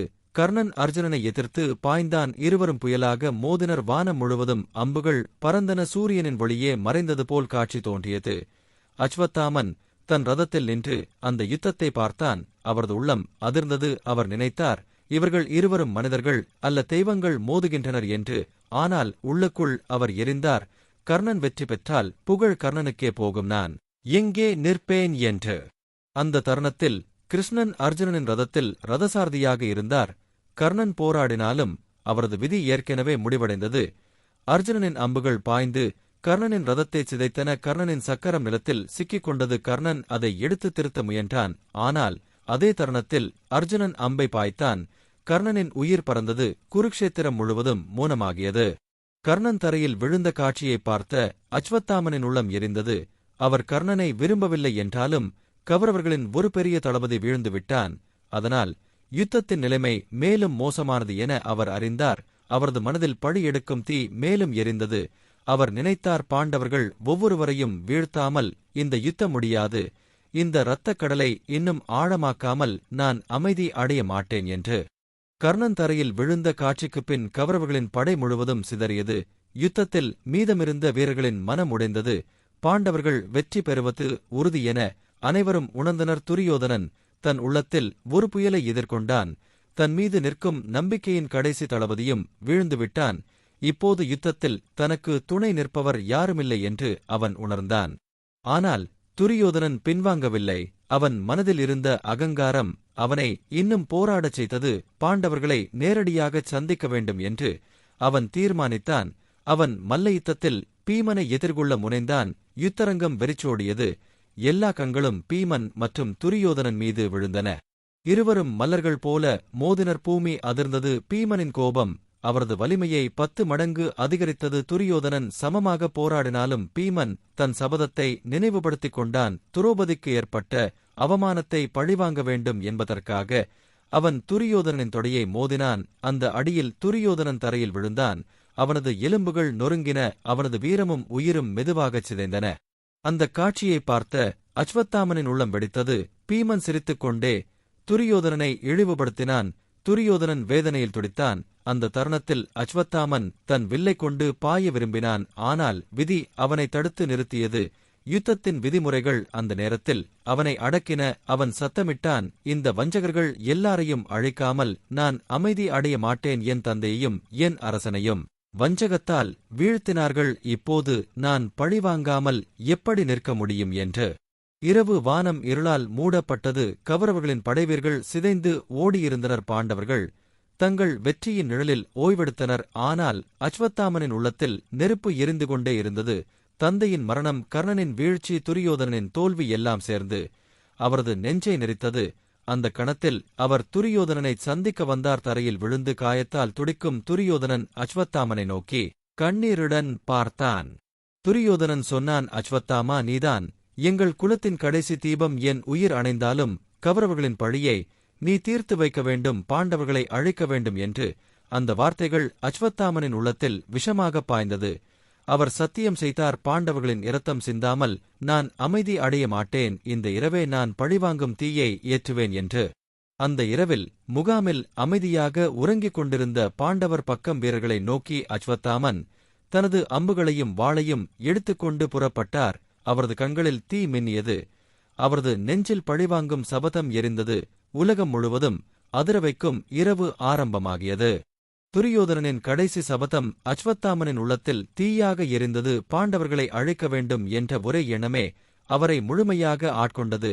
அந்த இரவு வானம் கருப்பு மேகங்களால் மூடப்பட்டிருந்தது. காற்று கனமாக வீசியது. முகாமில் ஓய்வெடுத்து தூங்கிக் கொண்டிருந்த பாண்டவர் படையினர் எதையும் அறியாமல் அமைதியாக இருந்தனர். ஆனால் அஸ்வத்தாமனின் கண்களில் அந்த அமைதி வேறு விதமாக தோன்றியது. அது பழிவாங்கும் தருணம் என்று அவர் நினைத்தார். அஸ்வத்தாமன் தன் வாளை பிடித்து முகாமுக்குள் நுழைந்தார். அவனது மூச்சு நெருப்பாக இருந்தது. அவன் நிழலிருளோடு கலந்து மறைந்து போனது. ஒருவரை ஒருவர் தூக்கமாய் கிடக்க கண்டபோது அவன் இரக்கமின்றி வாளை வீசினான். ரத்தம் பாய்ந்தது. கத்தல்கள் எழுந்தன. ஆனால் யாருக்கும் தப்பிக்க வழியில்லை. அஸ்வத்தாமனின் கோபம் எல்லையற்றது. யாரை சந்தித்தாரோ அவரை வெட்டினார். கௌரவர்களின் துயரம் அவருக்கு வலிமை கொடுத்தது. தந்தையின் மரணம் நினைவில் வந்து அவரது வாளின் வேகம் மேலும் அதிகரித்தது. அந்த இரவில் பல வீரர்கள் அஸ்வத்தாமனின் கையில் வீழ்ந்தனர். முகாம் முழுவதும் இரத்தக் கடலாக மாறியது. தூக்கம் கலைந்தவர்கள் போராட முயன்றாலும் அஸ்வத்தாமனின் கோபத்தை எதிர்கொள்ள முடியவில்லை. அவரின் கண்களில் கருணை இல்லை. அவரின் மனதில் தெய்வீகம் இல்லை. பழிவாங்கும் தீ மட்டும் இருந்தது. ஆனால் மிகப்பெரிய நிகழ்ச்சி இன்னும் வரவில்லை. அந்த இரவு பாண்டவர்கள் அங்கே இல்லை. அவர்கள் வேறு இடத்தில் இருந்தனர். முகாமில் இருந்தவர்கள் பாண்டவர்களின் மகன்கள், உத்திரத்தர்களின் புதல்வர்கள். அவர்கள் சிறுவயதிலேயே வீரர்கள் போல் போராட கற்றவர்கள். ஆனாலும் அஸ்வத்தாமனின் கோபத்திற்கு அவர்கள் பலியாகினர். அவர்களின் குரல்கள் இரவு வானத்தை அதிர வைத்தது. அஸ்வத்தாமன் ஒவ்வொருவரையும் வீழ்த்தியபோது துரியோதனனின் குரல் அவன் காதில் ஒலித்தது. பழியை தீர்க்க வேண்டும் என்று. அந்த இரவு முழுவதும் குருக்ஷேத்திரம் அழுகையால் நிரம்பியது. பாண்டவர்கள் திரும்பி வந்தபோது முகாமின் காட்சி அவர்களின் இதயத்தை நொறுக்கியது. தங்கள் மகன்கள் இரத்தக் குளத்தில் கிடந்தனர். அந்த கணத்தில் பீமன் சத்தமிட்டான், அஸ்வத்தாமா, நீ மனிதன் அல்ல, அசுரன். நீ பழிவாங்கும் பெயரில் குலத்தின் வேரையே வெட்டிவிட்டாய் என்று. அர்ஜுனன் கோபத்தில் அஸ்வத்தாமனை தேடிப் பாய்ந்தான். ஆனால் அஸ்வத்தாமன் ஓடவில்லை. அவன் தன் வில்லை கொண்டு பாண்டவர்களை எதிர்கொள்ளத் தயாரானான். அவனது முகம் கோபத்தால் சிவந்தது. அவனது உள்ளத்தில் ஒரு சபதம் இருந்தது, அவர்களின் குலம் முடிவடைய வேண்டும் என்று. அதற்காகவே அவன் யோசிக்காமல் பரம அஸ்திரம் பிரம்மாஸ்திரத்தை நினைவு கூர்ந்தான். அந்த சக்தி ஒருமுறை பாய்ந்தால் உலகையே அழித்துவிடும். அஸ்வத்தாமன் மந்திரங்களைச் சொன்னான். அவன் பிரம்மாஸ்திரத்தை அழைத்தான். வானம் அதிர்ந்தது. தீ புயல் எழுந்தது. பாண்டவர்கள் அதைக் கண்டு திகைத்தனர். அர்ஜுனனும் கிருஷ்ணனும் பிரம்மாஸ்திரத்தை எதிர்கொள்ள வேண்டிய நிலை வந்தது. அதற்குப் பதிலாக அர்ஜுனனும் அதே அஸ்திரத்தை உச்சரித்தான். 2 பிரம்மாஸ்திரங்கள் வானத்தில் மோதின. அவ்வளவு பயங்கரமான காட்சி யாரும் கண்டதில்லை. வானம் பிளந்தது. பூமி அதிர்ந்தது. அஸ்வத்தாமனின் கோபம் உலகையே சாம்பலாக்கப் போனது. ஆனால் அந்த தருணத்தில் முனிவர் வியாசர் தோன்றினார். அவர் மந்திரங்களால் அந்த அஸ்திரங்களின் சக்தியை அடக்கினார். அவர் அஸ்வத்தாமனை நோக்கி கண்டித்தார், உன் கோபம் உலகையே அழிக்கும். நீ உன் தந்தையின் புகழை காக்க வேண்டும். ஆனால் நீ அவனை அவமானப்படுத்துகிறாய் என்று. அஸ்வத்தாமன் அதனால் அமைதி அடையவில்லை. அவர் பிரம்மாஸ்திரத்தை மீண்டும் திருப்பி எய்தினார். ஆனால் பாண்டவர்களின் மீது அல்ல, அவர் உத்தராவின் கருவில் இருந்த அப்பரிசுத்தமான உயிரின் மீது அதை பாய்ச்சினார். பாண்டவர்களின் வம்சம் தொடரக்கூடாது என்பதற்காக அவன் அந்த கொடிய செயலை தேர்ந்தெடுத்தான். ஆனால் கிருஷ்ணன் அதனை தடுத்தார். அவர் தெய்வீக சக்தியால் உத்தராவின் கருவில் இருந்த பரீட்சித்தை காப்பாற்றினார். பாண்டவர்களின் வரிசை தொடர்ந்தது. அஸ்வத்தாமனின் முயற்சி தோல்வியடைந்தது. ஆனால் அவரது பாவம் அழியவில்லை. அந்த கணத்திலிருந்து அவர் சாபிக்கப்பட்டார், அழியாத வேதனையோடு உலகில் அலைந்து திரிய வேண்டும் என்று. அஸ்வத்தாமன் பிரம்மாஸ்திரத்தை உத்தராவின் கருவில் பாய்ச்சிய தருணம் முழு உலகமே அதிர்ந்தது. அந்த கொடிய செயல் யாராலும் மன்னிக்க முடியாத பாவமாக மாறியது. அந்த அஸ்திரத்தின் சக்தி உயிரை அழிக்க மட்டுமின்றி ஒரு தலைமுறையையே நிறுத்தும் சக்தியாக இருந்தது. ஆனால் கிருஷ்ணனின் தெய்வீக சக்தி அதை தடுத்தது. கருவில் இருந்த பரீட்சித்தை அவர் காத்தார். பாண்டவர்களின் வம்சம் தொடர வேண்டும் என்ற பரம சத்தியத்தை அவர் காப்பாற்றினார். ஆனால் அஸ்வத்தாமனின் மனதில் வெற்றியின் பெருமிதம் இல்லை. அவனது உள்ளம் தீவிர கோபத்தால் நிரம்பி இருந்தது. அந்த கோபமே அவனை அந்த கொடிய செயலுக்கு இட்டுச் சென்றது. பாண்டவர்கள் மற்றும் கிருஷ்ணன் அவனை நோக்கி நிற்கும் போது வானமே சாட்சியாக கத்திக் கொண்டிருந்தது, நீ மனிதன் இல்லை, நீ வீரன் இல்லை, நீ குருவின் மகன் என்ற பெயருக்கு தகுதியற்றவன் என்று. அந்த தருணத்தில் கிருஷ்ணன் தனது தெய்வீகமான தீர்ப்பை அளித்தார். அஸ்வத்தாமா, உன் செயல் யுகங்களுக்கு நினைவாகும், ஆனால் அது புகழின் நினைவல்ல, அது பாவத்தின் நினைவாகும். நீ உன் தந்தையின் குருபாரம்பரியத்தை கெடுத்தாய், நீ உன் கர்மத்தின் சுமையை வாழ்நாள் முழுவதும் சுமக்க வேண்டியிருக்கும். நீ அமரன் ஆகி விடுவாய், ஆனால் அது ஆனந்தத்திற்காக அல்ல, அது துயரத்திற்காக. உன் காயங்கள் ஒருபோதும் ஆறாது, உன் மனம் ஒருபோதும் அமைதியடையாது. நீ யுகங்கள் முழுவதும் பூமியில் அலைந்து திரிய வேண்டும். உலகம் உன்னை காணும் ஒவ்வொரு முறையும் பயத்தில் நடுங்கும் என்று. அந்த சாபத்தின் வார்த்தைகள் அஸ்வத்தாமனின் ஆன்மாவை ஊடுருவி நெருப்பாக எரித்தது. அந்த கணத்தில் அவர் கையில் இருந்த மணிக்கல் பிரகாசத்தை இழந்து கல்லை போல விழுந்தது. அந்த தெய்வீக மணிக்கல் அவரை காக்கும் சக்தியாக இருந்தது, ஆனால் அது அவரிடமிருந்து பறிக்கப்பட்டது. அவரின் தலையிலிருந்து மணிக்கல் கிழிக்கப்பட்டபோது அவர் குருதியால் மூழ்கினார். அவரது உடல் நொறுங்கிய போல் வலித்தது, அவரது மனம் இடிந்த கோட்டை போல் சிதறியது. பாண்டவர்கள் அந்தக் காட்சியை பார்த்தனர், ஆனால் அவர்களது இதயம் மகிழவில்லை. அவர்களது மகன்களின் உயிர் திரும்பவில்லை. அஸ்வத்தாமன் வலியில் துடித்தாலும் அவர்கள் அதை பழிவாங்கும் தண்டனையாகவே எண்ணினர். அர்ஜுனன் அவனை நோக்கி, நீ வில்லாளி இல்லை, நீ வீரன் இல்லை, நீ உன் தந்தையின் சீடர்களின் முகத்தை கூட பார்க்க தகுதியற்றவன் என்றான். பீமன் உன் பெயர் வரலாற்றில் நாயகனாக அல்ல, பாவியாகவே எழுதப்படும் என்றான். அஸ்வத்தாமன் அந்த வார்த்தைகளுக்கு பதில் சொல்லவில்லை. அவர் குருதி சிந்திய தலையோடு தரையில் விழுந்து கொண்டிருந்தார். அவரின் கண்களில் கோபமும் வேதனையும் கலந்திருந்தது, ஆனால் அதற்கு எவ்வித அர்த்தமும் இல்லை. சாபம் ஏற்கனவே அவரை சுற்றிவிட்டது. அந்த நாளிலிருந்து அஸ்வத்தாமன் வாழ்ந்து கொண்டிருந்தார், ஆனால் அது வாழ்வு அல்ல, மரணத்தை விட மோசமான துயரம். அவர் ஒருபோதும் இறக்கவில்லை, ஆனால் ஒருபோதும் உயிரோடு இல்லை. அவரது உடல் எப்போதும் காயங்களால் நிரம்பியது. அவர் நடந்த இடமெல்லாம் மக்கள் அச்சத்தில் பீதி கொண்டனர். அவர் யாருக்கும் தீங்கு செய்யவில்லை, ஆனால் அவரின் உருவமே பயத்தை ஏற்படுத்தியது. காலம் நகர்ந்தது, யுகங்கள் கடந்தன, ஆனால் அஸ்வத்தாமன் அலைந்து கொண்டே இருந்தார். காட்டுகளின் இருளில், மலைகளின் பாறைகளில், ஆறுகளின் கரைகளில் அவர் தோன்றினார். சில நேரங்களில் கிராமங்களில் மக்கள் அவரைக் கண்டனர். அவரின் உடலிலிருந்து இரத்தம் சிந்தியதைப் போல காட்சிகள் தோன்றின. அவர் கேட்டுக்கொண்ட ஒரே வார்த்தை, எனக்கு விடுதலை கொடு, ஆனால் யாராலும் அதை செய்ய முடியவில்லை. அஸ்வத்தாமனின் சாபம் மனித குலத்திற்கு ஒரு பாடமாக மாறியது. கோபமும் பழிவாங்கும் எண்ணமும் எங்கே இட்டுச் செல்லும் என்பதற்கான சாட்சியாய் அவர் இருந்தார். வீரனாக பிறந்தவர், ஆனால் பழிவாங்கும் தீயால் சாபத்திற்கு ஆளானவர். அவரின் பெயர் நினைக்கப்படும் ஒவ்வொரு முறையும் மக்கள் அவரது வலியையும் துயரத்தையும் நினைத்தனர். குருக்ஷேத்திர யுத்தத்தின் முடிவில் கிருஷ்ணனின் சாபத்தால் அஸ்வத்தாமனின் வாழ்க்கை என்று மாறி போனது. அவர் இனி மனிதனாக இல்லை. அவர் அமரனாக இருந்தாலும் அது எந்தவித சந்தோஷத்தையும் தரவில்லை. அது முடிவில்லாத வேதனையின் சங்கிலி. அவரது உடல் சிதைவடைந்து மீண்டும் குணமாகி மீண்டும் சிதைவடைந்து கொண்டே இருந்தது. எந்த காயமும் ஒருபோதும் ஆறவில்லை. அவரது காயங்களிலிருந்து எப்போதும் இரத்தம் சிந்தியபடி இருந்தது. அவரது தலையில் மணிக்கல் பறிக்கப்பட்டதால் அவரது முகம் அழுகிய காயங்களைப் போல இருந்தது. காலம் நகர்ந்தது, யுகங்கள் மாறின. மக்கள் பண்டைய காலம் குறித்து மறந்துவிட்டனர், ஆனால் அஸ்வத்தாமனை யாராலும் மறக்க முடியவில்லை. ஏனெனில் அவர் சில நேரங்களில் தோன்றினார். ஒரு காட்டின் ஆழத்தில் யாரோ மூர்ச்சையடைந்தபடி கிடக்கிறார். அவர் அருகில் போகும் மக்கள் விலகி ஓடிச் சென்றனர், ஏனெனில் அந்த மனிதனின் கண்கள் தீப்பொறிகளைப் போல இருந்தன. அவர் எப்போதும் ஒரே குரலில் கேட்பார், எனக்கு விடுதலை கொடு. சில சமயங்களில் அவர் ஆறுகளின் கரையில் தோன்றினார். இரத்தத்தால் களங்கமடைந்த உடலை நீரில் கழுவிக் கொண்டார், ஆனால் காயங்கள் மறுபடியும் வந்துவிடும். சிலர் அவர் ஒரு பிச்சைக்காரனைப் போல காந்தனர், ஆனால் அவரது தோற்றம் சாதாரணம் இல்லை. மிகப்பெரிய வீரனின் உடல் இருந்தாலும் அதில் துயரம் நிறைந்தது. சில கிராமங்களில் முதியவர்கள் சொல்வார்கள், ஒருநாள் இரவில் எங்கள் கதவுக்கு வந்தார். அவர் பசியாக இருந்தார், ஆனால் உணவு எடுத்தபோது அது இரத்தமாக மாறியது. அவர் சாபத்தின் அடையாளமே அதுதான். காலம் நகர்ந்தபோது சத்திய யுகம் முடிந்து திரேதா யுகம் வந்தது. ராமரின் காலம் வந்தது. ஆனால் அஸ்வத்தாமன் இன்னும் வாழ்ந்தார். அந்த யுகத்தில் கூட சிலரால் அவர் காணப்பட்டார். அவரது காயங்களிலிருந்து வரும் துர்நாற்றம் அவரை அடையாளம் காட்டியது. சில முனிவர்கள் அவர் அருகில் வர முயன்றனர், அவருக்கு ஆசீர்வாதம் அளிக்க முயன்றனர், ஆனால் கிருஷ்ணனின் சாபம் காரணமாக எவராலும் அவனை தொட முடியவில்லை. அடுத்து துவாபர யுகம் வந்தது. அந்த யுகத்தில் கிருஷ்ணர் அவதரித்தார். அதே யுகத்தில் அஸ்வத்தாமன் மீண்டும் உலகில் அலைந்து கொண்டிருந்தார். யுத்தம் முடிந்து 100 ஆண்டுகள் ஆனாலும் அவரது கண்களில் அந்த இரவே இன்னும் எரிந்தது. தனது தந்தையின் மரணமும் தனது பழிவாங்கும் தோல்வியும் அவரது மனதை சிதறடித்தது. யாரிடமும் பேச முடியாமல் தனிமையில் அலைந்தார் மக்கள். அவரை கண்டபோது பயந்து ஓடினார்கள். இப்போது கலியுகம் வந்துள்ளது. யுகங்கள் கடந்துவிட்டன. ஆனால் அஸ்வத்தாமன் இன்னும் உயிரோடு இருக்கிறார். அவரது உடல் சிதைந்தாலும் அவரது உயிர் அணையவில்லை. அவரது ஆன்மா சாபத்தின் சங்கிலியில் கட்டுண்டிருக்கிறது.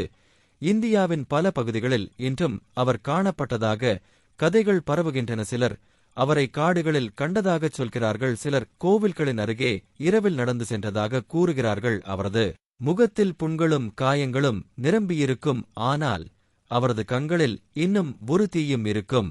சில புராணக் கதைகள் சொல்கின்றன, அவர் இன்னும் ஹிமாலய மலைகளின் அடிவாரங்களில் அலைந்து வருகிறார்.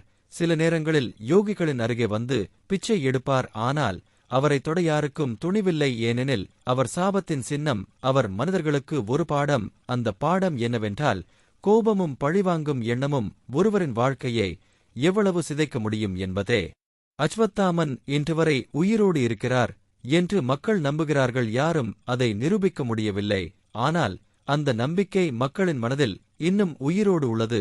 அவர் எங்கோ தனிமையில் வலி அனுபவித்துக் கொண்டிருக்கிறார். ஒவ்வொரு கணமும் துயரத்துடன் சாபத்துடன் யுகங்கள் கடந்தும் என்றும் அழியாதவனாக. கலி யுகம் தொடங்கிய பின் அஸ்வத்தாமனின் கதைகள் மக்கள் மத்தியில் ஒரு மர்மமாக பரவத் தொடங்கின. யுகங்கள் கடந்துவிட்டாலும் அவர் இன்னும் உயிரோடு இருப்பதாக மக்கள் நம்பினார்கள். அவரது சாபம் காரணமாக அவர் எப்போதும் பூமியில் அலைந்து கொண்டிருக்கிறார் என்ற நம்பிக்கை பல பகுதிகளில் நிலைத்தது. வட இந்தியாவின் காடுகளில் சில கிராம மக்கள் கூறினார்கள், இரவு நேரத்தில் ஒரு அசாதாரண மனிதன் அவர்களிடம் வந்ததாக. அவர் உயரமாக இருந்தார். கண்களில் எரியும் தீப்பொறிகள் இருந்தன. உடலில் காயங்களும் புண்களும் நிரம்பியிருந்தன. அவர் பசியுடன் உணவு கேட்டார். ஆனால் மக்கள் அவர் உணவை எடுத்தவுடன் அது இரத்தமாக மாறியதாகச் சொன்னார்கள். இந்த காட்சி மக்களை அஞ்ச வைத்தது. அவர்கள் அதை பார்த்ததும் அவர் யாரும் அல்ல, அஸ்வத்தாமன் என்று சொன்னார்கள். சிலர் கூறினார்கள், அவர் ஹிமாலய மலையின் ஆழத்தில் தனிமையில் வாழ்கிறார் என்றும். சில யோகிகள் அவரை கண்டதாகச் சொன்னார்கள். அந்த யோகிகள் கூறினார்கள், அவர் எப்போதும் துன்பத்தில் இருக்கிறார். அவரது சாபத்திலிருந்து தப்பிக்க எந்த தவமும் ஜபமும் உதவவில்லை. அவர் கிருஷ்ணரின் வார்த்தைகளால் கட்டுண்டு இருப்பதால் யாராலும் அவனை காப்பாற்ற முடியாது. மத்திய பிரதேசம் மற்றும் உத்தரகாண்ட் பகுதிகளில் கூட அஸ்வத்தாமன் பற்றிய கதைகள் உண்டு. சிலர் சொல்கிறார்கள், பழைய கோவில்களில் காலை நேரத்தில் யாரோ ஒருவர் பூஜைக்கு பின் மலர்களை மாற்றியிருப்பார். ஆனால் யாரும் அவனை பார்த்ததில்லை. ஒருநாள் சிலர் மிகவும் அரிதாக ஒரு குரல் கேட்டதாகச் சொன்னார்கள். அந்த குரல் துயரத்துடன் இருந்தது. விடுதலை வேண்டும், விடுதலை வேண்டும் என்று அவர் அழுததாக மக்கள் நம்பினார்கள். அஸ்வத்தாமன் இன்னும் உயிரோடு இருக்கிறார் என்ற நம்பிக்கை மக்களுக்கு ஒரு அதிசயமாக உள்ளது. சில பக்தர்கள், அவர் இன்னும் எங்கோ உள்ளார். அவர் மனிதர்களுக்கு ஒரு எச்சரிக்கை. யாரும் துரோகமாகவோ பழிவாங்கும் எண்ணத்திலோ வாழக்கூடாது என்பதற்கான உயிரோடு இருக்கும் சான்று என்று சொல்கிறார்கள். சிலர் அவர் உலக முடியும் வரை அலைந்து திரிவார். கலியுகம் முடிந்து அடுத்த சத்திய யுகம் வரும் வரை அவர் உயிரோடு இருக்க வேண்டும் என்று நம்புகிறார்கள். பல முனிவர்கள் கூறுகிறார்கள், அஸ்வத்தாமன் இன்னும் தவம் செய்ய முயற்சிக்கிறார். ஆனால் அவரது மனம் அமைதியடையவில்லை. ஏனெனில் பழிவாங்கும் எண்ணம் அவரது ஆன்மாவில் ஆழமாக பதிந்துவிட்டது. அந்த எண்ணம் அவரது விடுதலையை தடுத்து வருகிறது. சில நேரங்களில் அவரது குரல் யாருக்கும் கேட்காமல் காற்றில் கலக்கிறது. அவர் இன்னும் போரின் களத்தில் இருப்பதைப் போல நினைத்து அர்ஜுனனை சபிக்கிறார், கிருஷ்ணனை குறை கூறுகிறார். கலியுகத்தில் அஸ்வத்தாமனின் கதைகள் மனிதர்களின் கற்பனையா அல்லது உண்மையா யாருக்கும் தெரியாது. ஆனால் அந்த நம்பிக்கை தலைமுறைகளுக்கு தலைமுறைகள் கடந்து வந்து கொண்டிருக்கிறது. அது அவரை ஒரு புராணத்திலிருந்து மர்மமான நிஜமாக மாற்றியுள்ளது. அவரது பெயரை கேட்டாலே கூட மக்கள் அஞ்சுகிறார்கள், அவர் இன்னும் உயிரோடு அலைந்து கொண்டிருப்பார் என்று. இன்றைய காலத்திலும் அஸ்வத்தாமன் உயிரோடு இருக்கிறார் என்ற நம்பிக்கை பல இடங்களில் மக்கள் மத்தியில் பரவியுள்ளது. சிலர் அவர் இன்னும் வட இந்தியாவின் காடுகளிலும் ஹிமாலய மலையின் ஆழத்திலும் சுற்றித் திரிகிறார் என்று நம்புகிறார்கள். சில சாட்சிகள் இன்றும் கேட்கப்படுகின்றன. மத்திய பிரதேசத்தில் உள்ள ஒரு பழமையான கோவிலின் பூசாரிகள் சொல்கிறார்கள், சில நேரங்களில் அதிகாலை நேரத்தில் கோவில் கதவை திறக்கும் போது யாரோ ஒருவர் இரவு முழுவதும் பூஜை செய்துவிட்டதாக தெரியும். சாம்பல் பூசப்பட்டிருக்கும், பூ மாறியிருக்கும். ஆனால் யாரும் அந்த மனிதனை ஒருபோதும் பார்க்கவில்லை. ஒருமுறை ஒரு முதிய பூசாரி சொன்னார், அவர் கோவிலின் மூலையில் ஒரு அசாதாரண மனிதரை கண்டதாக. அவர் மிகவும் உயரமாகவும் உடலில் பல காயங்களுடனும் இருந்தார். அவரை கண்டதும் பூசாரி நடுங்கி ஓடிவிட்டார். ஆனால் அவர் அது அஸ்வத்தாமன் என்று பின்னார் உத்தரகாண்ட் பகுதியின் கிராமங்களில் சிலர் சொல்கிறார்கள், இரவு நேரத்தில் காட்டின் ஆழத்தில் ஒரு குரல் கேட்கிறது.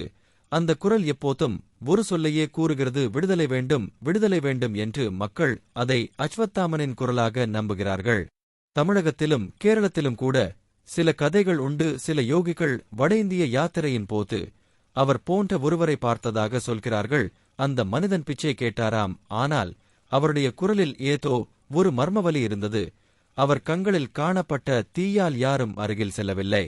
சிலர் அஸ்வத்தாமனை சந்தித்தவர்கள் அவர் எப்போதும் வலியால் வாடியபடி இருக்கிறார் என்றும் அவர் எவரிடமும் சாதாரணமாக பேச முடியவில்லை என்றும் கூறுகிறார்கள். அவர் சொல்வது ஒன்றே, அவர் விடுதலை வேண்டும், அவர் சாபத்தின் பிணைப்பிலிருந்து விடுபட வேண்டும். ஆனால் கிருஷ்ணரின் வார்த்தை காரணமாக அது ஒருபோதும் சாத்தியமில்லை. பல ஆய்வாளர்கள் இவை அனைத்தும் கற்பனை கதைகள் மட்டுமே என்று கூறினாலும் அந்த கதைகள் தலைமுறைகளை கடந்து பரவி வருகின்றன. மக்கள் மனதில் அஸ்வத்தாமன் இன்னும் உயிரோடு இருக்கிறார் என்ற நம்பிக்கை அழியாமல் உள்ளது. அது அவரை ஒரு பண்டைய போர்வீரனாக மட்டுமல்லாமல் ஒரு காலமற்ற மர்மமான ஆத்மாவாகவும் மாற்றியுள்ளது. இன்றைய காலத்திலும் யாராவது காட்டில் தனியாக நடக்கும் போது திடீரென ஒருவித அசாதாரண பயம் ஏற்பட்டால் மக்கள் சொல்வார்கள், அது அஸ்வத்தாமனின் நிழல்தான், அவர் இன்னும் எங்கோ நம்மை சுற்றி அலைந்து கொண்டிருக்கிறார் என்று. அஸ்வத்தாமனின் வாழ்க்கை ஒரு சாதாரண போர்வீரனின் கதையல்ல. அது மனிதகுலத்துக்கு எப்போதும் நினைவில் கொள்ள வேண்டிய ஒரு பெரிய பாடமாக உள்ளது. அவரது சாபம் என்று கூட மனிதர்கள் எதை செய்ய வேண்டும், எதை செய்யக்கூடாது என்பதை எச்சரிக்கும் ஒரு வெளிச்சமாக திகழ்கிறது. முதலில் பழிவாங்கும் எண்ணம் ஒருவரை எங்கே கொண்டு செல்வது என்பதை அஸ்வத்தாமன் காட்டுகிறார். தனது தந்தையின் மரணத்திற்கான பழியை எடுக்க வேண்டும் என்ற எண்ணம் அவரது உள்ளத்தில் எரியும் தீயாக மாறியது. அந்த தீ அவரது புத்தியை கெடுத்து இறுதியில் அவரையே சாபத்தில் விழ வைத்தது. பழிவாங்கும் எண்ணம் ஒருவரின் ஆன்மாவையே அழித்துவிடும் என்பதை இந்த கதை நமக்கு சொல்லுகிறது. இரண்டாவதாக அஸ்வத்தாமன் காட்டுவது வன்முறை எப்போதும் அழிவையே தரும் என்பதை. குருக்ஷேத்திர யுத்தம் நடந்தபோது அவர் போர்வீரராக இருந்தார். ஆனால் போரின் இறுதியில் தூங்கிக் கொண்டிருந்த பாண்டவர் மகன்களை கொன்றார். அந்த செயல் அவரின் வாழ்க்கையை அழித்தது. வன்முறைக்கு உடன்பட்டால் அது எப்போதும் வேரோடு மனிதனையே கிழித்துவிடும் என்பதை கற்றுக்கொள்ள வேண்டும். மூன்றாவதாக அவர் காட்டுவது சாபம் என்ற ஒன்று ஒருவரின் வாழ்க்கையில் நீண்டகால விளைவுகளை ஏற்படுத்தும் என்பதை. கிருஷ்ணரின் சாபம் காரணமாக அஸ்வத்தாமன் ஆயிரக்கணக்கான ஆண்டுகள் துன்பத்தில் அலைந்து கொண்டிருக்கிறார். ஒருவரின் பிழை ஒரு தருணத்தில் நடந்தாலும் அதன் விளைவு யுகங்கள் முழுவதும் தொடரும் என்பதை இந்த கதை நமக்கு உணர்த்துகிறது. நான்காவதாக அஸ்வத்தாமன் நமக்கு சொல்வது மனித மனம் எப்போதும் கருணை, மன்னிப்பு மற்றும் சமநிலை கொண்டிருக்க வேண்டும் என்பதை. குருக்ஷேத்திரத்தில் பலர் இறந்தனர். ஆனால் இறுதியில் யார் மகத்தானவர்கள் என்று மக்கள் நினைத்தனர் என்று பார்த்தால் அது கருணையையும் தர்மத்தையும் காப்பவர்களே. அதில் பாண்டவர்கள், குறிப்பாக அர்ஜுனர் மற்றும் கிருஷ்ணர் தர்மத்தின் பக்கம் நின்றதால் அவர்கள் மக்களின் நினைவில் புனிதமாக திகழ்கிறார்கள். ஆனால் அஸ்வத்தாமன் பழிவாங்கும் எண்ணத்தால் சாபத்திற்குள் மூழ்கினார். அஸ்வத்தாமனின் சாபம் மனிதர்களுக்கு ஒரு பிரதான எச்சரிக்கை. நம் செயல்கள் எவ்வளவு முக்கியம் என்பதை அது நினைவூட்டுகிறது. ஒரு தவறான செயல் எங்களை எப்போதும் துன்பத்தில் தள்ளும். ஆனால் நல்ல செயல்கள் நம்மை விடுதலையிலும் அமைதியிலும் நிறுத்தும். இன்றைய காலத்தில் மக்கள் அஸ்வத்தாமனின் கதையை சொல்வது அவர் இன்னும் உயிரோடு உள்ளார் என்ற அச்சத்திற்காக மட்டும் அல்ல, அவர் காட்டிய தவறுகளிலிருந்து நாம் பாடம் கற்றுக்கொள்ள வேண்டும் என்பதற்காகவும். அவர் கதையிலிருந்து நாமறிய வேண்டியது ஒன்றே, பழிவாங்குதல், வன்முறை, கோபம் இவை எதுவும் நமக்கு உண்மையான வெற்றியை கொடுக்காது. மாறாக அது நம்மையே அழித்துவிடும் என்பதை. ஆன்மீக பார்வையில் பார்க்கும்போது அஸ்வத்தாமனின் சாபம் என்பது ஒரு யோகியின் தவறிய பாதையின் வெளிப்பாடாகவே தோன்றுகிறது. அவர் சாதாரண போர்வீரன் அல்ல. அவர் பிறவியிலேயே அசுர சக்திகளையும் தெய்வீக வரங்களையும் பெற்றவர். அவரது நெற்றியில் இருந்த மணி ஒரு யோக சக்தியின் சின்னமாகவும் இருந்தது. ஆனால் அந்த வரங்களை சரியான பாதையில் பயன்படுத்தாமல் பழிவாங்கும் எண்ணத்தில் பயன்படுத்தியதால் அவர் ஆன்மீக வீழ்ச்சியை சந்தித்தார். ஆன்மீகத்தில் எப்போதும் சொல்லப்படுவது மனம் எந்த திசையில் செல்கிறது என்பதை பொறுத்தே வாழ்க்கையின் விளைவுகள் தீர்மானிக்கப்படும். அஸ்வத்தாமன் தனது மனதை தர்மத்திற்காக பயன்படுத்தியிருந்தால் அவர் ஒரு மகாயோகியாக மாறியிருப்பார். ஆனால் அதே மனம் கோபம், பழி, வன்முறை ஆகியவற்றில் மூழ்கியதால் அவர் சாபத்திற்குள் சிக்கினார். இந்த கதை யோகிகளுக்கும் ஆன்மீக பயணிகளுக்கும் மிகப்பெரிய பாடமாக உள்ளது. எவ்வளவு சக்திகள் நம்மிடம் இருந்தாலும் அவற்றை தவறாக பயன்படுத்தினால் அது ஆன்மீக வீழ்ச்சிக்கு வழிவகுக்கும். ஆன்மீக பயணத்தில் ஒரே முக்கியமுள்ள விஷயம் மனதை கட்டுப்படுத்துவது. அஸ்வத்தாமனின் மனம் கட்டுப்படுத்தப்படவில்லை, அதுவே அவரை அழித்தது.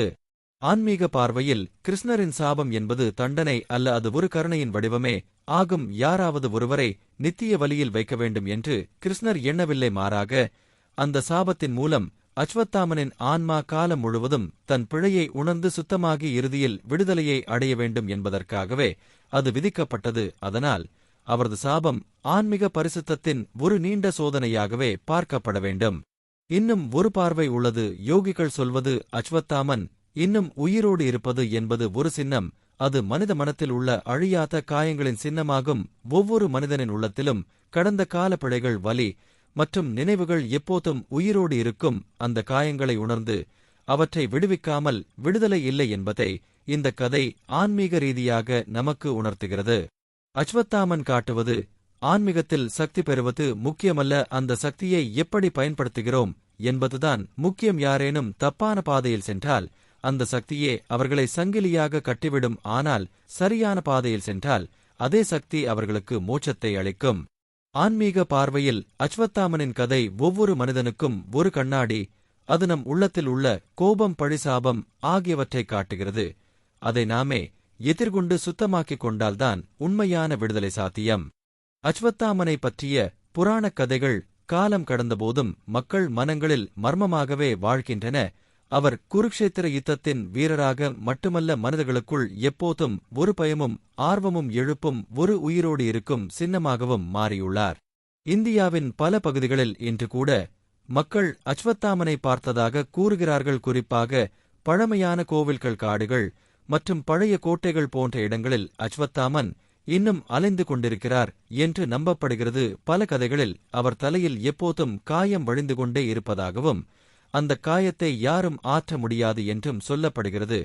அது அவர் பாண்டவர் மகன்களை கொன்ற பாவத்திற்கான நித்திய நினைவாகவே திகழ்கிறது. வட இந்தியாவில் உள்ள சில கதைகளில் அஸ்வத்தாமன் சில சமயங்களில் பக்தர்களிடம் தோன்றி தண்ணீர் கேட்பார் என்றும், ஆனால் யாரும் அவருக்கு உதவ முடியாது என்றும் சொல்கிறார்கள். அவரது கண்களில் எப்போதும் வலி நிறைந்திருக்கும். அவர் யுகங்கள் கடந்தும் மனிதர்களின் உலகில் வலியின் சின்னமாகவே தோன்றுகிறார். தென்னிந்தியாவில் கூட சில கோவில்களில் அஸ்வத்தாமனின் தடங்கள் இருப்பதாக மக்கள் நம்புகின்றனர். சிலர் கூறுவது அவர் கோவில் அர்ச்சனைக்கு வருவார், ஆனால் யாரும் அவரை காண முடியாது என்றும், சிலர் கூறுவது அவர் இன்னும் தப்பிக்க முடியாத வழியில் சுற்றி கொண்டே இருக்கிறார் என்றும். மக்கள் நம்பிக்கைகளில் அஸ்வத்தாமன் ஒரு சாபத்தின் சின்னமாகவும் ஒரு உயிரோடு இருக்கும் எச்சரிக்கையாகவும் பார்க்கப்படுகிறார். அவர் இன்னும் உயிரோடு இருப்பார் என்ற நம்பிக்கை மனிதர்களின் மனதில் ஒரு அதிர்ச்சியையும் ஒரு வியப்பையும் உண்டாக்குகிறது. ஆனால் அதே சமயம் அது ஒரு உண்மை பாடத்தையும் சொல்கிறது. பாவம் செய்தால் அதன் விளைவுகளை எப்போதும் அனுபவிக்க வேண்டியிருக்கும் என்று. சில ஆன்மீக குருக்கள் சொல்வது அஸ்வத்தாமன் இன்னும் உயிரோடு இருப்பது என்பது யதார்த்தம் அல்ல, அது ஒரு ஆன்மீக சின்னம். அது ஒவ்வொரு மனிதனின் உள்ளத்தில் இருக்கும் தீராத காயங்களின் வடிவம். அதை உணர்ந்துவிட்டால்தான் விடுதலை சாத்தியம் என்று. புராணக் கதைகளிலும் மக்கள் நம்பிக்கைகளிலும் அஸ்வத்தாமன் ஒரு பயமுறுத்தும் கதை மட்டுமல்ல, அவர் ஒரு நினைவூட்டல். மனிதன் எப்போதும் தர்மத்தின் பாதையில் நடக்க வேண்டும், இல்லையெனில் சாபத்தின் கயிற்றில் சிக்கி விடுவான் என்று. அஸ்வத்தாமனின் வாழ்க்கை கதை என்பது ஒரு வீரனின் எழுச்சியும் வீழ்ச்சியும், ஆன்மாவின் சாபமும் ஒரு நித்திய எச்சரிக்கையும் ஆகும். குருக்ஷேத்திர போர்க்களத்தில் அவர் அசுர சக்திகளைப் பெற்ற வலிமையான போர்வீரன் இருந்தார்.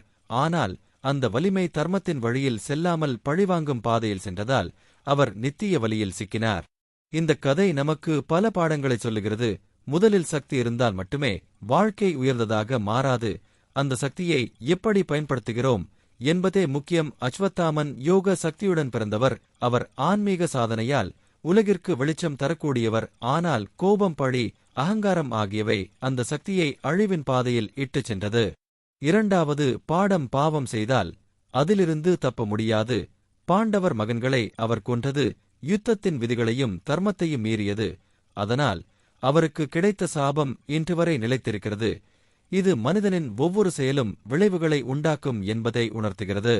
மூன்றாவது பாடம், ஆன்மீக பார்வையில் அவர் சாபம் தண்டனை அல்ல, அது சுத்திகரிப்பு.